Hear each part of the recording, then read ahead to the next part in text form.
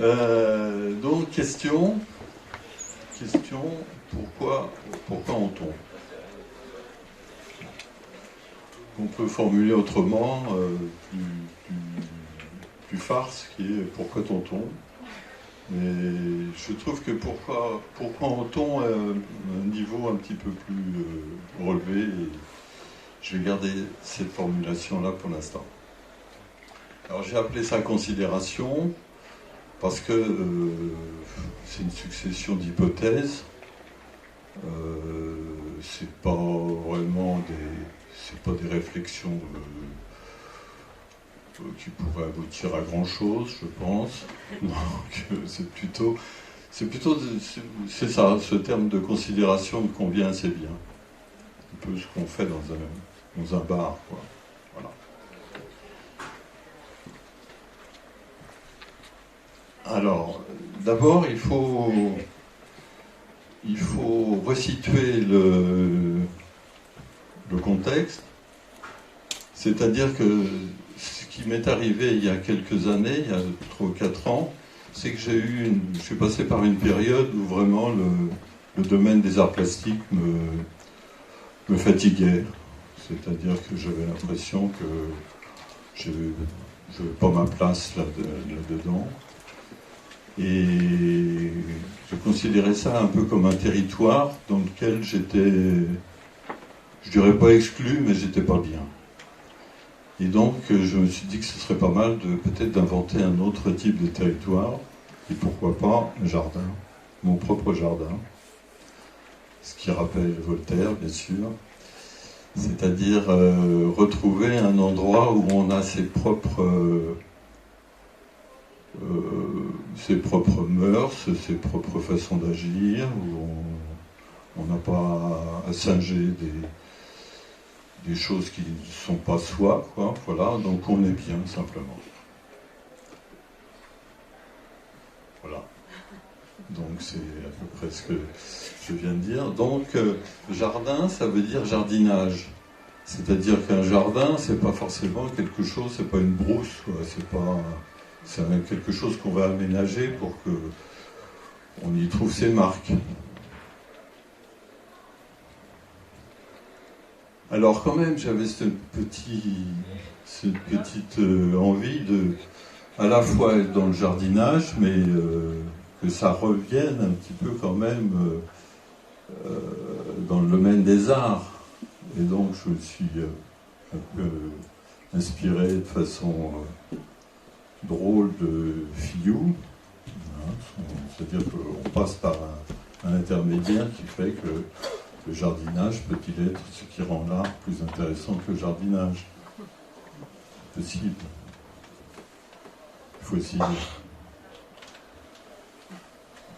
Bon, après cette petite introduction, on reprend la question, pourquoi on tombe?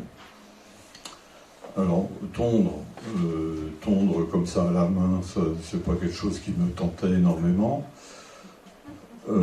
Par contre, comme j'ai toujours été très intéressé par les machines, par la mécanique en général, je me suis dit pourquoi pas adjoindre le plaisir du jardinage, c'est-à-dire son domaine où on est bien, et puis l'activité qu'on aime bien faire. C'est vraiment un projet très simple. Mais c'est-à-dire travailler le jardin avec un outil mécanique. Ce qui fait, quand on parle de ça, ça fait un peu peur, mais on peut faire ça de façon un peu plus subtile, ce que j'ai essayé de faire. Alors, je commence par ce que j'appellerais un éloge de la mécanique. C'est-à-dire que j'ai toujours considéré que la mécanique était un langage constitué absolument comme un langage avec des éléments mécaniques simples qui sont comme des mots d'un vocabulaire qu'on peut assembler, qu'on peut par une sorte de grammaire qui sont des règles de la mécanique, hein, simplement, et tout ça pour construire moi ce que je pense semblable à un discours qui est une machine. Voilà. Donc j'ai toujours eu beaucoup d'admiration pour les mécanismes, en les considérant comme des objets de sens, avec justement mots et grammaire. Alors, naturellement, il y a toutes sortes de mécaniques. Il y a des mécaniques très raffinées, comme il y a des langages très raffinés, presque précieux. Je pense que dans les mécaniques de ce genre-là, on peut placer l'horloge, qui est un type de mécanisme extrêmement délicat, qui se confronte malgré tout à quelque chose de très profond, qui est l'usure. C'est-à-dire que l'horloge doit, bien qu'elle soit très finement travaillée, il faut qu'elle résiste au temps, puisqu'elle est censée donner une image objective du temps. Il faut qu'elle soit le plus possible hors du temps. D'où la précision des mécanismes, la précision des engrenages, la précision de toutes ces choses-là, qui ont fait un objet, je trouve, assez fascinant de ce point de vue-là, c'est-à-dire que cette tentative un peu éperdue d'échapper au temps. Ça, c'est une machine que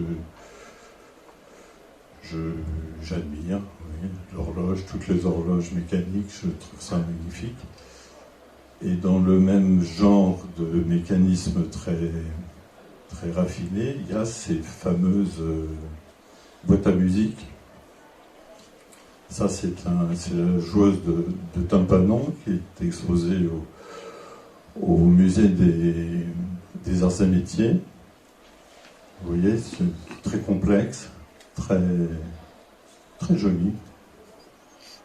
Aussi bien habillé que nu, d'ailleurs. Voilà.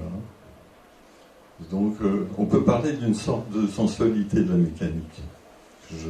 Moi, j'y suis très sensible. Donc, voilà, premier éloge de la mécanique. Alors, là, c'est déjà un petit peu plus difficile à suivre, c'est-à-dire que là, ce que je présente, ce sont les éléments d'une machine qui sont un peu plus rustiques, même beaucoup plus, on pourrait dire, grossiers, comme des mots, qui seraient beaucoup plus brutaux, mais qui, une fois assemblés, de façon savante, naturellement, avec toujours cette grammaire de la mécanique et de la construction mécanique, peuvent conduire à des objets. Voilà. Des objets qui vont faire partie de la famille de la mécanique agricole. Alors la mécanique agricole, c'est vraiment l'autre pendant des horloges. La mécanique agricole, ça, en général, a une très mauvaise réputation, parce que ça va être manié par des agriculteurs, dont l'outil de travail principal, c'est le marteau, et leur façon d'envisager le mécanisme, quand il tombe en panne, c'est de donner un coup de marteau dessus pour que ça redémarre. Donc, en général, les objets sont beaucoup plus solides, beaucoup plus robustes, beaucoup plus... c'est ce qu'on appelle la mécanique agricole. Voilà. Mais malgré tout, moi, ce qui m'intéresse dans cette histoire de mécanique agricole, c'est que par rapport à l'horloge, qui est dans un salon, d'une certaine manière assez tranquillement installé, le mécanisme agricole, il se cultive les modes de terre, enfin, il se confronte à un paysage qui est autrement plus résistant et plus coriace que le temps évanescent. Donc j'ai un certain respect pour ce type de conception de mécanisme-là aussi, avec sa grammaire qui est un peu différente et ses éléments de vocabulaire qui sont aussi un peu différents. Alors, là, je me suis retrouvé quand même un peu confronté, en voulant faire ces machines, c'est des machines qui fonctionnent vraiment, à, si vous voulez, dans le domaine des arts plastiques, les machines, depuis pas mal d'années, sont plutôt des machines mentales, des machines, ce qu'on pourrait appeler des héritières des machines célibataires, c'est-à-dire des machines qui étaient faites, qui n'étaient pas du tout faites pour la production, qui sont faites au contraire pour critiquer le mode de production mécaniste. Ce type de machine m'a énormément intéressé à une époque. Des gens comme Denis Oppenheim, des gens comme ça m'a toujours beaucoup frappé, cette espèce de comparaison d'une machine et du fonctionnement cérébral ou mental, ça m'a énormément intéressé. Sauf que là, tout d'un coup, en sortant du domaine proprement art plastique, j'avais envie de retrouver de véritables machines qui se confrontent au réel, à la Terre en particulier. Alors, problème, c'est que je me suis retrouvé avec cette histoire de vérification d'une machine par rapport à la Terre. Il m'est revenu en tête l'histoire de on se confronte à la Terre qui ne ment pas, qui est l'histoire pétainiste où il faut y aller vraiment avec des pincettes, quoi. Donc voilà, première ornière, faire attention à ça. Et deuxième problème, c'est qu'il était dans ma tête pas du tout question de créer des machines de type agricole, monstrueuse, moissonneuse, batteuse, productiviste. C'était pas du tout cette chose-là. Ce qui m'intéressait par rapport à ce type de machine, c'est justement le fait qu'on puisse agir dans un jardin, dans un espace vert, de façon temporaire. C'est-à-dire simplement faire un chemin avec ce que j'ai finalement trouvé comme outil de prédilection, c'est-à-dire une tondeuse, de faire un chemin dans ce jardin, sachant que l'année suivante, ça aura disparu. Donc c'est plutôt, ce qui m'intéresse là, tout d'un coup, c'est plutôt un outil de dessin, c'est plutôt quelque chose avec lequel on va pouvoir tracer un trajet temporaire, qu'un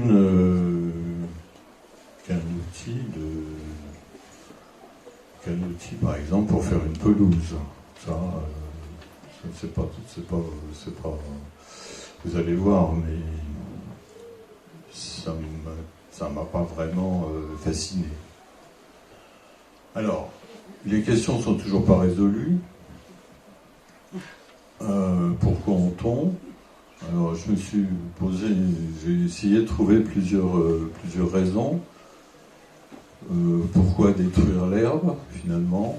Parce que, voilà, ça revient à ça quand même. Quand on tombe un jardin, on détruit l'herbe.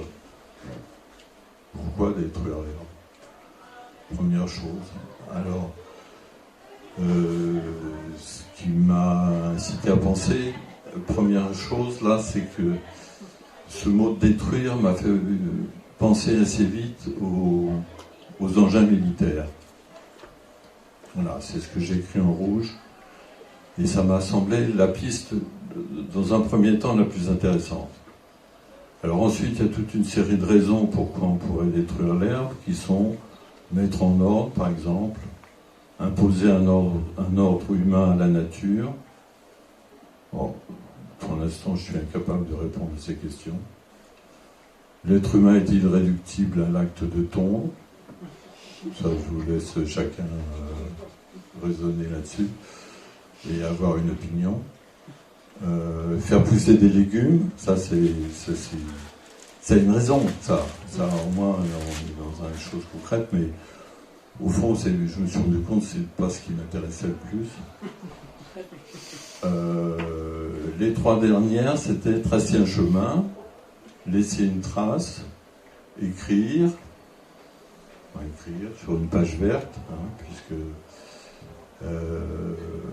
Mais la première chose, là, cette assimilation d'une machine agricole à un tank ou un engin guerrier m'a tellement plus intéressé que tout le reste, je l'ai laissé tomber. Alors, on va y aller sur les tanks.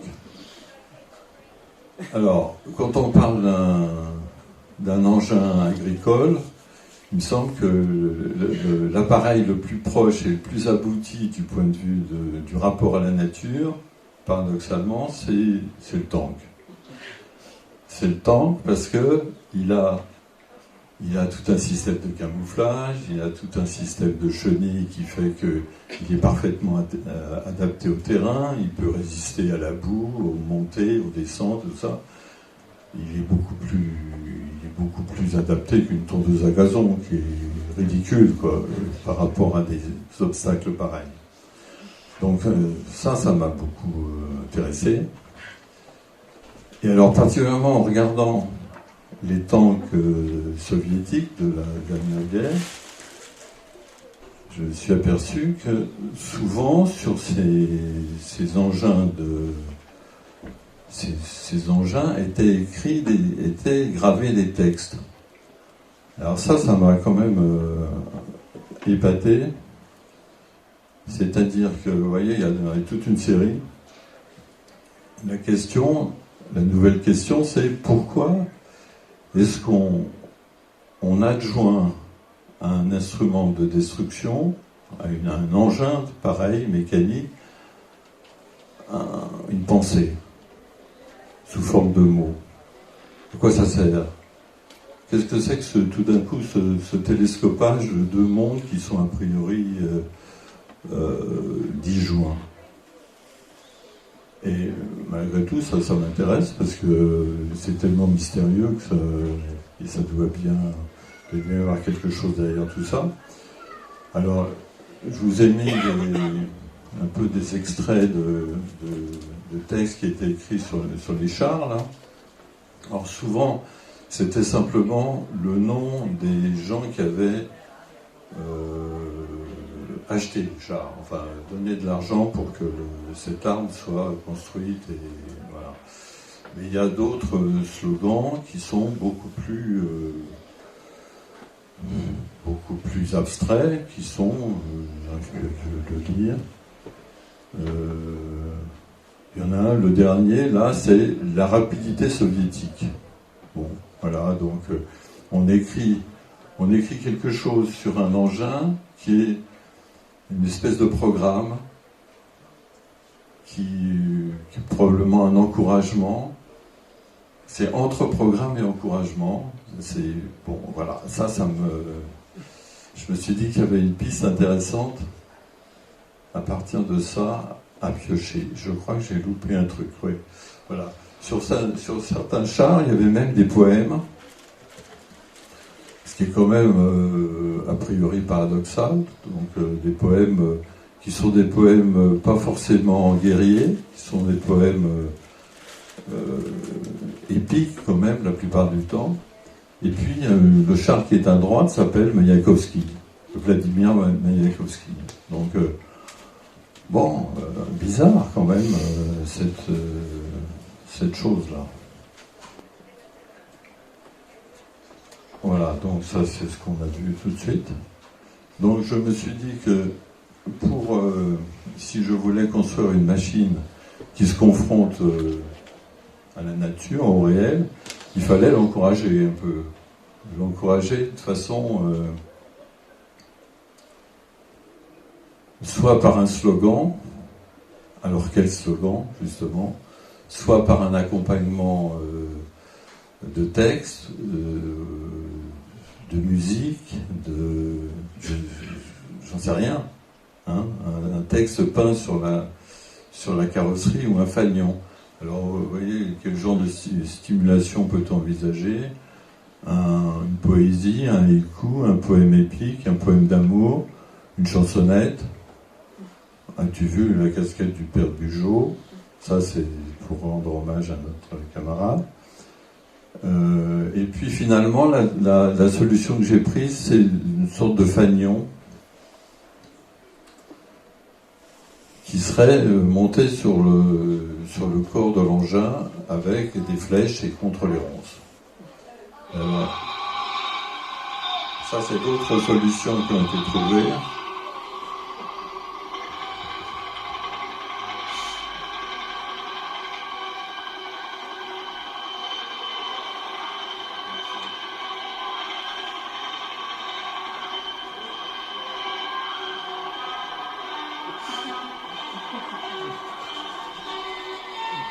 Ça vous rappelle quelque chose? Ouais. Ça suffit peut-être.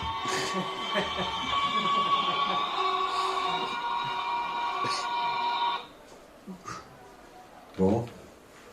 Ça aussi, c'est une manière qui m'a étonné de juxtaposer une action, alors particulièrement violente, et quelque chose qui vient d'un domaine totalement différent, qui est l'opéra, qui est la chevauchée des Valkyries dans Apocalypse Now, c'est-à-dire comment on accompagne le trajet de cet engin de destruction par quelque chose qui vient tout à fait d'un autre domaine. Alors j'ai pris ça parce que le bruit des rotors, ça fait penser un petit peu au bruit de l'alarme de coupe de la tondeuse. Enfin bon. Alors revenons au truc. Il s'agit de couper l'herbe.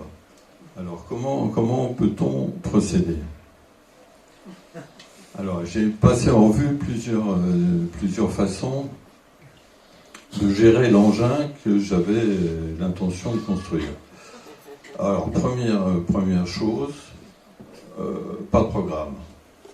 C'est-à-dire qu'on pourrait imaginer que la tondeuse est dans une liberté totale et puisse aller où elle veut, sauf que l'expérience montre qu'à un certain moment, elle rencontre un obstacle plus gros qu'elle, et puis ça se termine comme ça, quoi. Elle tombe dans un trou, elle tombe dans l'eau, elle se fait écraser elle rencontre de messmakers.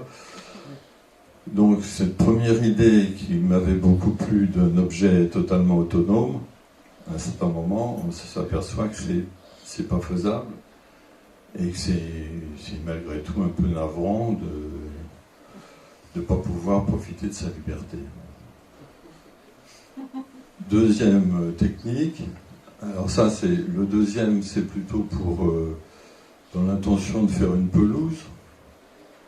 C'est ce qu'on voit habituellement, c'est-à-dire un jardinier qui pousse sa tondeuse de façon régulière et qui transforme son jardin en gazon. Bon. Le troisième, c'est quelqu'un qui est plutôt dans le dessin, c'est-à-dire qu'au lieu d'avoir l'intention de faire une table rase, il est plutôt intéressé par un chemin. C'est ce qui m'intéresserait déjà un peu plus. Mais la façon de faire déplacer l'engin, de mon point de vue, manque de brio. C'est pas très... Bon, c'est un peu conventionnel. Alors, la quatrième manière, l'air de rien, c'est une réflexion sur la liberté. Je suis en train de... sur lequel je réfléchis. Là, dans un terrain, vous connaissez tous ces machines qui passent leur journée à faire des allers-retours dans tous les sens, comme une boule de billard sur un billard, qui finalement arrive à tondre, à transformer le terrain en pelouse, elles aussi. Mais il y a quelque chose d'assez déplaisant de voir cette espèce d'animal qui est pris comme dans une sorte de cage et qui... voilà, il y a quelque chose d'abord de peu intelligent, parce qu'il repasse 5 fois au même endroit sans passer à l'endroit où il faudrait qu'il passe. Bon, c'est un peu besogneux, pas très exaltant.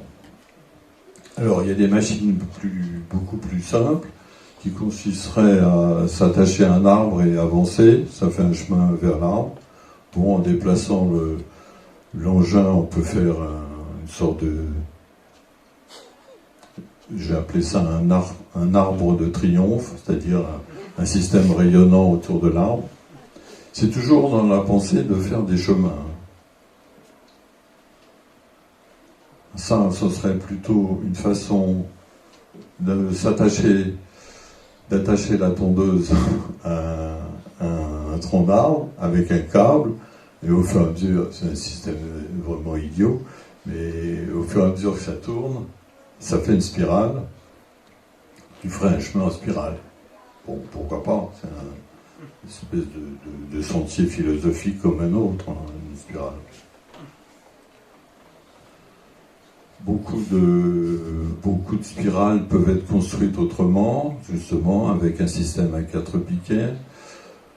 Alors, à un certain moment, je me suis dit que ça donnait l'impression un peu désagréable d'une chèvre prise avec un licou, un lien et un poteau.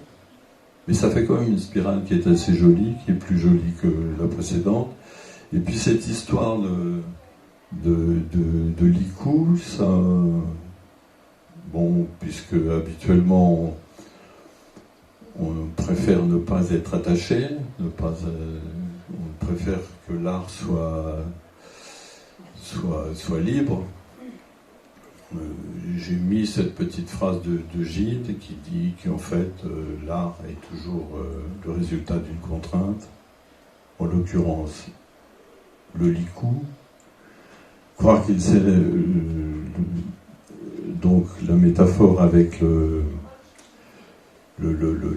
cerf-volant, c'est croire qu'il s'élève d'autant plus haut qu'il est plus libre, c'est croire que ce qui retient le cerf-volant de monter, c'est sa corde. Bon, ce qui est assez paradoxal et intéressant, c'est-à-dire que bon, la contrainte permet au cerf-volant de voler et à la tondeuse de faire une jolie figure géométrique.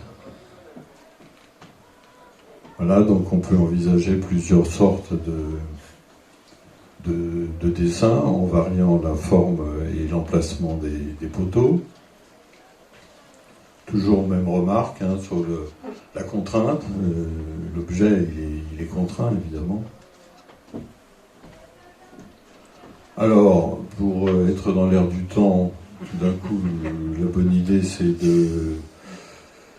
de recharger les batteries, puisque naturellement, il n'est question que de tondeuses électriques, pour pas gêner le voisin, et ainsi de suite, toutes les nocivités du dimanche matin. Donc, recharger les batteries de la tondeuse grâce au soleil, avec le petite chose, est-ce qu'on peut demander au soleil de contribuer à la destruction de l'herbe qu'il a lui-même fait pousser? Bon. Alors ça, c'est une question difficile à résoudre. Je ne sais pas. Je ne sais pas, mais... une question. Engin radiocommandé, c'est la solution que j'ai utilisée pour l'instant. Donc là, vous avez l'image complète de ce qui s'est réellement passé, c'est-à-dire que l'opérateur s'est endormi et que voilà, la catastrophe est arrivée quand même. Donc ça ne marche pas vraiment complètement bien. Huitièmement, un engin qui serait filoguidé. Alors c'est un système qui suit un système électronique qui suit un fil électrique qui est enterré dans le sol. Bon, c'est pas mal, mais c'est toujours le même trajet, effectivement. Ensuite, de plus en plus élaboré, un engin guidé avec un GPS, ce qui m'amusait là, c'est que c'est un programme, on est toujours dans un programme, on n'arrive jamais à sortir de ce foutu... cette chose de programmer l'appareil, quoi. Et par contre, l'appareil est en relation avec des satellites qui sont dans le ciel, donc voilà, c'est joli comme rapport, qu'avec un type qui s'endort dans son transat en essayant de le radiocommander. Le 10e, ce serait quelque chose de tout à fait autre, en utilisant les procédés, les théories de la cybernétique, c'est-à-dire un système de capteurs, une sorte de petite intelligence artificielle, autonome, mais qui serait malgré tout finalement toujours, dont la destination serait toujours de tondre. Hein. C'est-à-dire que voilà, sa liberté, la liberté de l'engin ainsi créé, elle est nulle. Après, on part dans d'autres types d'engins qui échapperaient au destin un peu étroit qu'on lui a prévu. Donc, je suis quand même resté un peu coincé sur cette histoire de la question de la liberté de l'objet que je voulais créer.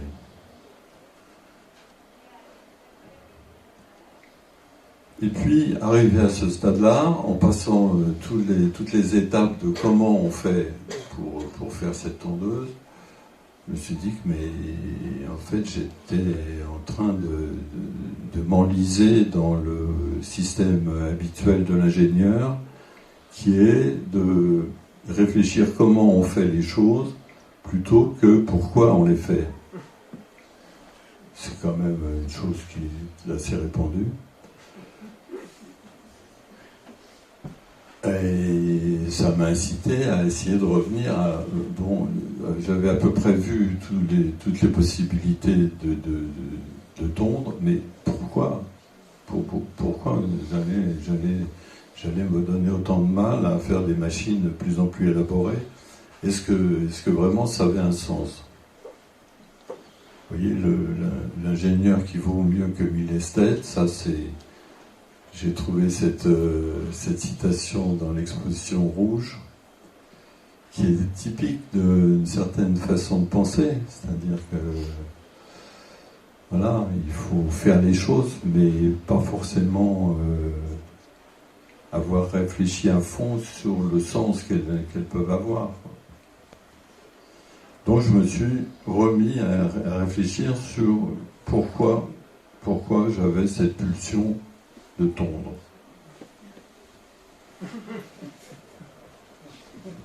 Alors, en transformant un petit peu la chose, je me suis dit que tondre, ça pouvait être chose un peu plus métaphorique, c'est-à-dire que, certes, c'est intéressant de débroussailler son jardin, puisque ça fait des chemins, on peut avoir des points de vue différents sur le paysage, mais que les broussailles, ça pouvait être aussi quelque chose dans la tête, quoi, et que on pouvait transposer un petit peu cet acte de tondre, de faire des chemins plutôt, à la pensée, essayer de se faire dans sa tête des chemins, des sentiers, des points de vue, changer de point de vue, éliminer un peu les ronces, les orties, un peu... Voilà, donc en partant de cette idée plutôt mentale, j'ai replaqué ça sur le paysage, en essayant de trouver des solutions. Alors, jeu de mots, la tonsure de Duchamp, la tombe du champ. Donc voilà, les deux sont... Alors là, c'est plutôt farce. C'est-à-dire, il y a quand même une relation entre cette histoire de tondre de l'herbe et tondre les cheveux. Il y a quand même quelque chose avec la tête que je n'ai pas du tout exploré à fond. Il y aurait j'imagine des connotations plus graves et plus difficiles quand il s'agirait de penser à la tonte des femmes, par exemple. Hein, c'est ce qui me... Bon, j'ai absolument pas abordé ce domaine-là trop délicat. Mais cette relation entre, comment dirais-je, une tête humaine et le paysage continue de m'intéresser. Alors, puisqu'il n'est plus question de faire une pelouse ou un gazon, plutôt question de faire un chemin,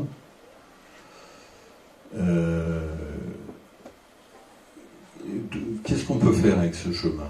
Qu'est-ce que c'est que est-ce qu'on va faire un chemin tout droit? Est-ce qu'on va faire un chemin qui va ressembler à une écriture, par exemple? On peut très bien, avec en tondant la pelouse, on peut très bien écrire des mots. Mais quels mots? Est-ce que ça aura un intérêt? Est-ce que par rapport à ce qu'on va tondre, est-ce qu'on va faire un tracé qui va relater une histoire? Est-ce que ça va être les étapes d'un récit épique? Pourquoi pas? On peut faire des sortes de stations. Hein, on en a vu des choses comme ça, 13 stations avec des choses, des points d'arrêt. On peut également faire recourir à cette ancienne technique des orateurs romains. Je vous laisse lire, hein, c'est-à-dire que au fur et à mesure la manière de mémoriser un discours est liée à une déambulation, en gros. C'est-à-dire qu'on pourrait, d'une certaine manière, donc c'est plutôt pratiqué dans une architecture, c'est-à-dire que la mémorisation du discours est aidée par les différents itinéraires, les pièces, les escaliers, les couloirs qu'on emprunte, qui ponctuent le discours et qui recalent. On peut faire ça dans un jardin, hein, avec un texte dont on pourrait se remémorer les différentes parties au fur et à mesure qu'on progresse dans ce chemin, par exemple. Autre possibilité avec ces tondeuses, c'est la chose qui m'intéresserait peut-être le plus actuellement, c'est-à-dire que en fait j'en ai construit deux, une petite que vous allez voir, qui est assez gracieuse malgré tout, et une un peu plus costaud, qui est capable de tondre des largeurs plus importantes. Et j'aimerais leur faire un parcours sur une étendue herbeuse qui reprenne les schémas anciens des danses comme on pouvait voir à la cour de Louis XIV, par exemple, hein, c'est-à-dire les schémas chorégraphiques de ces deux appareils qui pourraient laisser une trace dans un champ, mettons, plein d'orties ou plein de difficultés, plein de ronces, plein d'éléments hostiles, avoir ces deux trajets là qui seraient pas marqués dans le sol, puisque encore une fois ça ne durerait qu'une saison, qu'un été, mais il me semble que ça pourrait être assez joli d'avoir ces deux traces de l'itinéraire de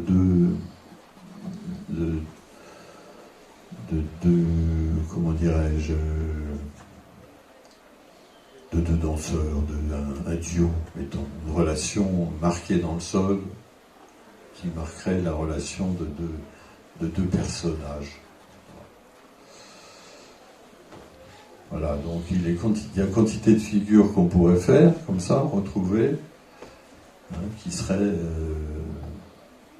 installées dans une étendue herbeuse ou pleine d'orties.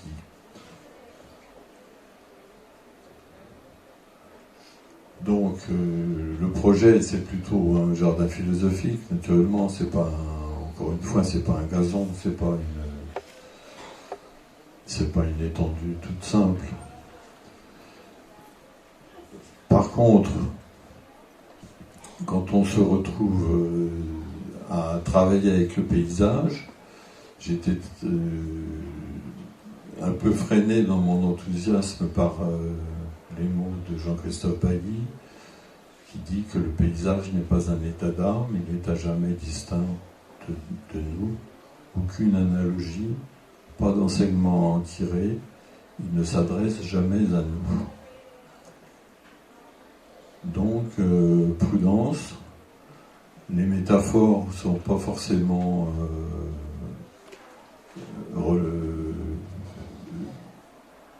recevables, hein. Il est plutôt question, et donc je me suis plutôt rapproché de Ponge, naturellement, puisque le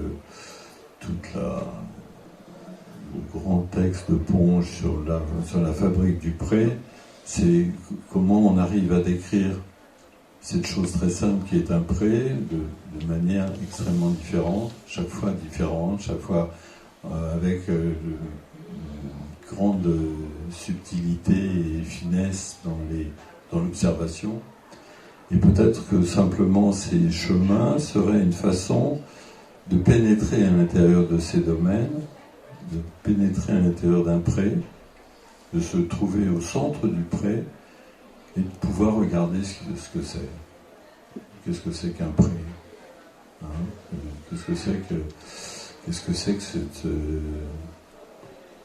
ce mystère de l'herbe, qui est vraiment une chose extrêmement simple, mais qui peut inspirer, qui a inspiré entre autres à Rimbaud cette jolie formule qui est le clavecin des prés,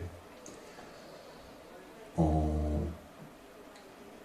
faisant une allusion, si vous voulez, à la diversité, la finesse, la couleur, les différentes brins d'herbe, aux notes que les grelettes, le plus souvent, qui est capable de générer un clavecin. Donc, toute cette action-là, cette entrée dans ce domaine-là, ne conduirait qu'à se faire une petite chambre d'observation au milieu de ce domaine mystérieux et accueillant.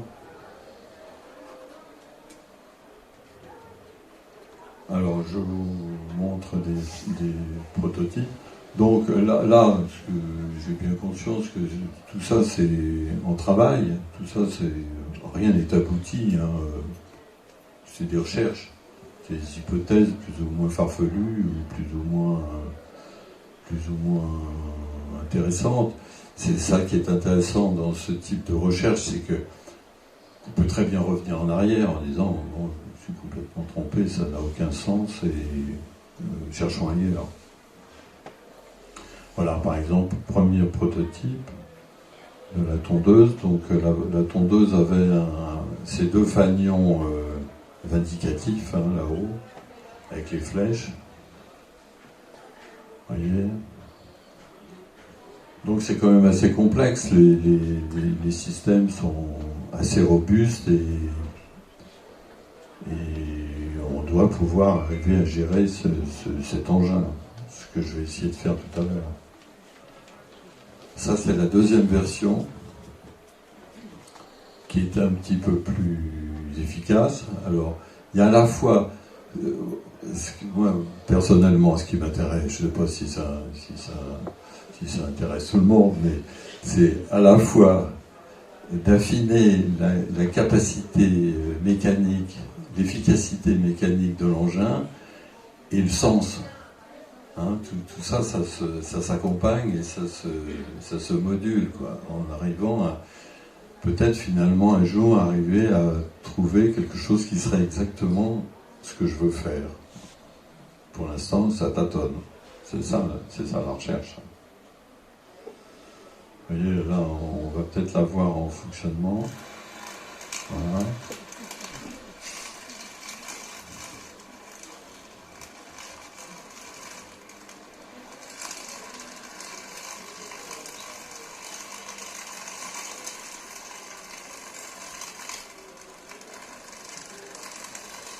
Donc elle se comporte pour l'instant un peu comme un animal. J'aime bien qu'elle s'enfonce dans un fourré, qu'elle fasse une sorte de tunnel. Bon, voilà, première chose. La deuxième, donc, c'est celle que je vous présentais comme plus costaud, mettons, qui s'appelle, la première s'appelle Félix, la première s'appelle Sabine, et celle-ci s'appelle Félix. Alors Félix a aussi...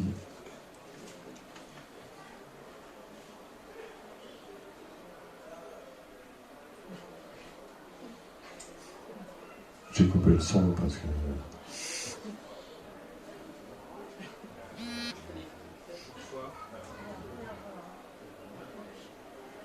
Elle fait des révérences, elle s'entraîne pour... voilà, avant d'aller tondre. Voilà, donc ça c'est un exemple, mais bon, j'ai pas de meilleure photo. Vous voyez, dans un fourré de ronces, ce serait assez intéressant d'avoir une sorte de lieu entouré par les ronces. Voilà, une sorte de cabane au milieu des ronces, ou des orties, ou des plantes réputées hostiles. Donc, entre autres, ces machines peuvent servir à faire ça, mais à mille autres choses que j'ai toujours pas trouvées. Voilà, donc là, je la rentre dans son atelier. Et puis c'est fini.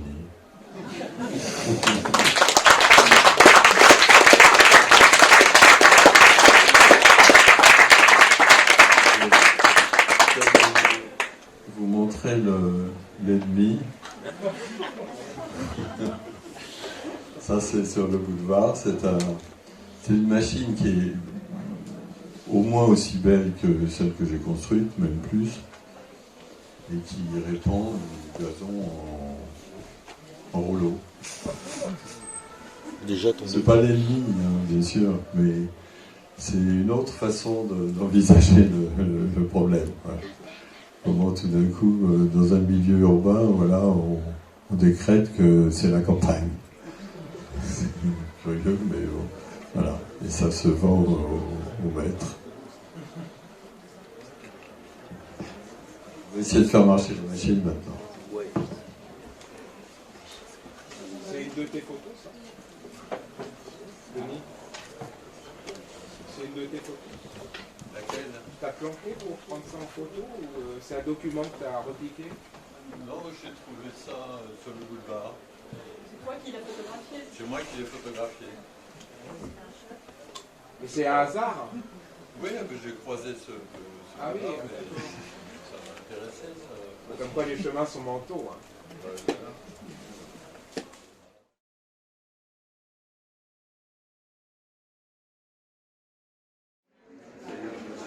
À l'époque des trottinettes, Voilà. Il y a des moteurs beaucoup plus petits. les batteries incroyables. Mais j'aime bien ce côté. Bonjour madame. Je